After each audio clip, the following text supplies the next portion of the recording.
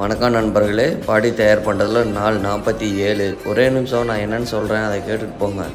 உனக்காக நீ ஒரு விஷயம் பண்ணுற, அது கரெக்டாக ஒர்க் அவுட் ஆகலைன்னு ஃபீல் பண்ணாது. எந்த ஒரு விஷயமே எடுத்ததும் கொண்டுட்டு போய் பரிசுக்கு நிறுத்தாது. அந்த பரிசு வர வரைக்கும் நம்ம தான் போராடணும். அதை ஃபஸ்ட்டு மைண்டில் ஏற்றிக்கும். புரிஞ்சிருக்குன்னு நினைக்கிறேன். புரிஞ்சிருந்தா என் ஐடியா ஃபாலோலாம் பண்ண வேண்டாம், நோட் மட்டும் பண்ணி வச்சுக்கோ. வழக்கம் போல் காலையில் pre workout meat ready பண்ணி சாப்பிட்டுட்டு ஆலோசகர் கூட ஜிம்முக்கு கிளம்பிட்டேன். அங்கே போனால் இதுக்கு ரெண்டும் காலங்காத்தாலேயே அடிச்சுக்குதுங்க. ரெண்டையும் சமாதானப்படுத்தி நீ இந்த பக்கம் போ, நீ அந்த பக்கம் போன்னு தாட்டி விட்டுட்டு நானும் ஒர்க் அவுட்டில் இறங்கிட்டேன். இன்றைக்கி ஷோல்டர் ஒர்க் அவுட்டு தான். நேற்று போட்ட பேக் ஒர்க் அவுட்டு வேலையை காட்டிடுச்சு போல். ப்ளோயர் பேக் ரொம்ப பெயினாக இருந்தது. அதனால் எல்லா செட்லேயுமே ஒத்தரோசாவை சப்போர்ட்டுக்கு நிறுத்திக்கிட்டேன்.